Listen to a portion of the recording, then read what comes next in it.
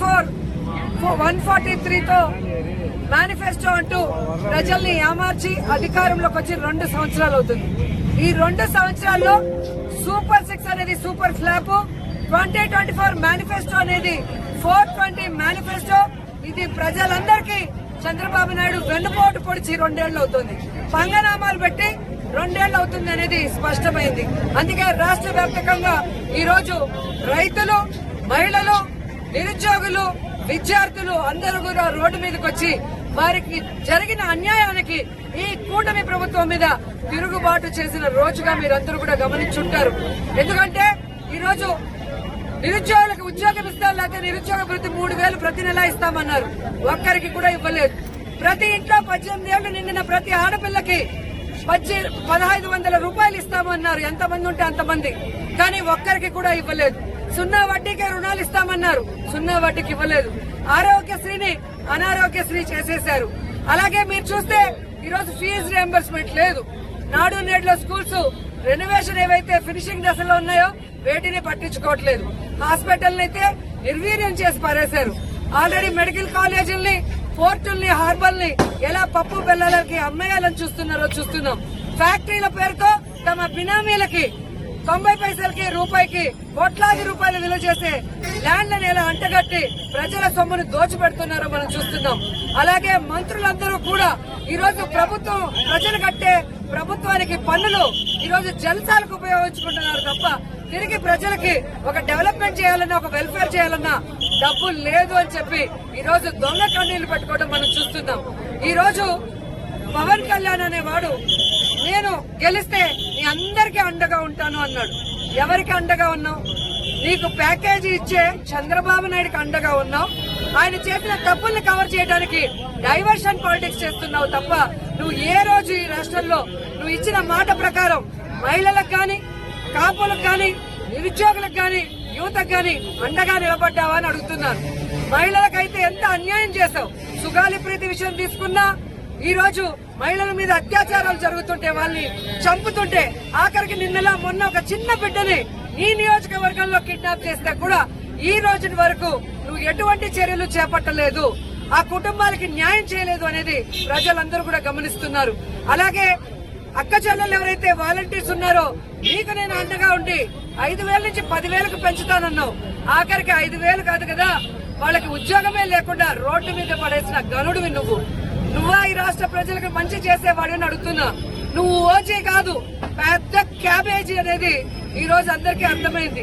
చంద్రబాబు నాయుడు గారు ప్యాకేజీ తీసుకోవడం, రాష్ట్ర ప్రజలకి పంగనామాలు పెట్టడమే పవన్ కళ్యాణ్ పని అని కూడా అర్థమవుతుంది.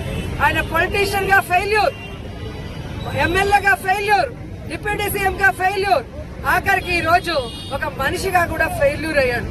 ఆయన నమ్ముకున్న వాళ్ళకి కూడా అన్యాయం చేసే ఒక వ్యక్తిగా మిగిలిపోయాడు. ఇక్కడ గెలిచిన పవన్ కళ్యాణ్ ఇక్కడ ప్రజలకు ఏమీ చేయలేదు, కానీ తెలంగాణకు పోయి అక్కడ ప్రజలకు న్యాయం చేస్తాడంట, అక్కడ ప్రభుత్వాల్ని ప్రశ్నిస్తాను అని కూడా మాట్లాడుతుంటే అందరూ నవ్వుతున్నారు. ఎందుకంటే ఆంధ్రప్రదేశ్ లో నువ్వు డిప్యూటీ సీఎం అవయ్యా, అక్కడ ఏదైనా పొడిచి మళ్ళీ ఇక్కడ పొడవడానికి రండి అని తెలంగాణ వాళ్ళు తిట్టే పరిస్థితికి నువ్వు వచ్చావు అంటే ఎంత సిగ్గుచేటో ఒకసారి ఆలోచించుకోండి. అలాగే పక్క రాష్ట్రమైన తమిళనాడులో ఈ రోజు రాజకీయ అనుభవం లేకపోయినా ప్రజల మీద అభిమానంతో పార్టీ పెట్టి సింహం లాగా సింగిల్ గా వచ్చి విజయ్ ఈ రోజు ముఖ్యమంత్రి అయ్యాడు.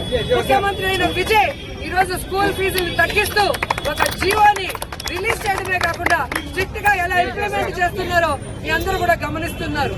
అలాగే ఆడపిల్ల విషయాలకు వస్తే తప్పు చేసిన వాళ్ళు పోలీస్ ఆఫీసర్లైనా కూడా ఏ విధంగా చర్యలు చేపట్టారో మీ అందరూ కూడా చూశారు.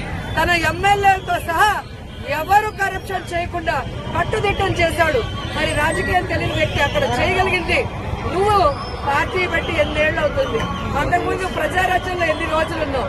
మరి ఏం చేసావు ఈ రాష్ట్ర ప్రజలకంటే కేవలం మోడీ గారికి, చంద్రబాబు నాయుడికి భజన చేయటం, వారి జెండాల్ని మీ జన సైనికులనే కూలీలతో మోహించడం తప్ప నువ్వు ప్రజలకు చేసింది శూన్యమని కూడా ఈ సందర్భంగా తెలియజేసుకుంటున్నా. అలాగే లోకేష్ ఆయన ఎప్పుడైతే విద్యాశాఖ మంత్రి అయ్యాడో ఈ విద్యాశాఖకే శని పట్టిందని కూడా ఈ సందర్భంగా తెలియజేసుకుంటున్నారు. ఒక డిఎస్సి పరీక్ష కూడా సక్రమంగా చేయలేక ఈరోజు అవినీతితో ఎలా పదవులు అమ్ముకున్నారో కూడా మనం చూసాం. అసలు పరీక్షలే రాయకుండా టీచర్లు ఎలా అయ్యారో అని అడిగితే కేసులు పెట్టండి అంటాడు. పేకాట స్పోర్ట్స్ అని చెప్పి వాళ్ళకి ఉద్యోగాలు ఎలా ఇస్తారని అంటే క్రిమినల్ కేసులు పెట్టండి అంటారు. అంటే వాళ్ళు చేసిన అవకతవకలు నిజంగా ఎవరైనా జెన్యూన్ గా చేస్తే ఎవరెవరు పరీక్ష రాశారో మెరిట్ వచ్చిన వాళ్ళందరి లిస్టు అనౌన్స్ చేయాలి. ఏ జిల్లాలో ఎవరు మెరిట్ లిస్టు ఎవరికి ఉద్యోగాలు వచ్చి అనౌన్స్ చేయాలి. అది అడిగితే దానికి సమాధానం లేదు. పోలీసులు పెట్టుకుని రెడ్ బుక్ రాజ్యాంగాన్ని నిర్వహించాలని చూస్తున్నారు.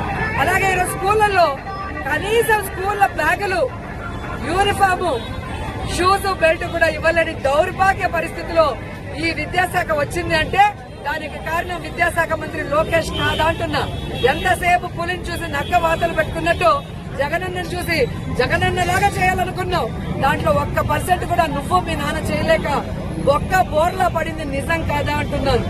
అండ్ చంద్రబాబు నాయుడు అయితే ఒక శాపం ఉంది, ముని శాపం. నిజం చెప్తే తల 1000 వక్కలవుతుందని. ఆ శాపం ఇప్పుడు లోకేష్ కూడా అంటుకుందేమో. ఆయన నాన్నని మించిన అబద్దాలు చెప్తూ ఈ రోజు ముందుకు వెళ్లడం అందరూ కూడా గమనిస్తున్నారు. సో ఈ రాష్ట్ర ప్రజలు ఈ రోజు ఏదైతే నిర్ణయం తీసుకుని ఈ కూటమి ప్రభుత్వ మోసాన్ని బయటికి తెచ్చే విధంగా రాష్ట్రమంతా బయటకు వచ్చారో, మీ నియోజకవర్గాల్లో ఉన్న ఎమ్మెల్యేలు చేసే అక్రమాల్ని, అవినీతిని, వారిచ్చిన మేనిఫెస్టోలో చేయని వాటిని చొక్కా పట్టుకొని నిలదీసి ఆ చంప ఈ చంప వాయించమని కూడా ఈ సందర్భంగా తెలియజేసుకుంటున్నాను. ముఖ్యంగా నగిరి నియోజకవర్గంలో ఈ రోజు గంజాయి విపరీతంగా ప్రవహిస్తుంది. ఇక్కడున్న ఎమ్మెల్యే భానుప్రకాష్ ఆధ్వర్యంలో ఆయన తెలుగు యువత హరికృష్ణ నుంచి ముఖ్యమైన వాళ్ళందరూ కూడా ఎన్నిసార్లు ఈ గంజా డ్రగ్స్ లో పట్టుబడ్డారో మీ అందరికీ కూడా తెలుసు. ఎన్ని కేసులు ఫైన్ అయినాయో తెలుసు. ఇప్పటికీ విద్యార్థుల జీవితాలు నాశనం చేసే విధంగా ఈ గంజాయిని విచ్చలవిడిగా చేస్తున్న ఈ ఎమ్మెల్యేని తరిమి కొట్టండి. అలాగే ఈ నియోజకవర్గంలో ఉన్న కొండలన్నీ కరిగిస్తూ తమిళనాడుకి తరలించి అవినీతి జయంగా ఉన్నారు తప్ప నియోజకవర్గంలో ఈ 2 ఏళ్లలో నాకు తెలిసి 20 సార్లు కూడా వచ్చిండరు. మీరు కాబట్టి న్యూస్ పేపర్ తిరగేసి చూసుకోండి. ఎవరు ఎన్ని రోజులు ఉన్నారు, ఎవరు ప్రజలకు అండగా ఉన్నారు, ఎవరు ప్రజలకు మంచి చేశారో గత 5 ఏళ్లు ఇప్పుడు 2 ఏళ్లు మీరు బేరీజ్ చేసుకుంటే మీకే అర్థమవుతుంది. మొన్న సిగ్గు లేకుండా ఒక ప్రెస్ మీట్ పెట్టి ఆవిడ నగిరికే రావట్లేదు, నగిరికి వస్తే కదా నేను చేసిన అభివృద్ధి తెలుస్తుంది అన్నారు. నువ్వు చేసిన అభివృద్ధి ఏమన్నా కనిపిస్తే కదా. ఇక్కడ చూడండి కంకర టిప్పర్లు, అక్కడ చూడండి టిప్పర్లు పోయి ఏ విధంగా ఈ నగిరి నియోజకవర్గంలో ఉన్న ఏదైతే సంపద ఉందో మట్టి గాని, ఇసుక గాని, కంకర్ గాని, గ్రనైట్ గాని దోచుకోవడమే ధ్యేయంగా పనిచేస్తున్నావు తప్ప నగిరికి వచ్చి నువ్వు ఇచ్చిన మేనిఫెస్టోలో, నువ్వు ఇచ్చిన సూపర్ 6 లో ప్రజలకి అమలవుతున్నాయా లేదా అనేది గమనించావా? నీకు దమ్ముంటే నువ్వురా, మేము వస్తాం. ఈ రోజు ట్రాఫిక్ అంతరాయం కలిగిస్తూ మీ నాన్న స్టాచ్యూలు పెట్టడం, ఆఫీసు లోపల మీ నాన్న స్టాచ్యూలు పెట్టడం ఇదే పెద్ద గొప్పతనం కాదు. ఖచ్చితంగా ప్రజలు మీకు బుద్ధి చెప్తారు. మీరు చేసే ఈ అవినీతికి బుద్ధి చెప్తారు. మీరిచ్చిన ఈ 420 మేనిఫెస్టోని మీరు చేసేంత వరకు వదిలిపెట్టే పరిస్థితి లేదు.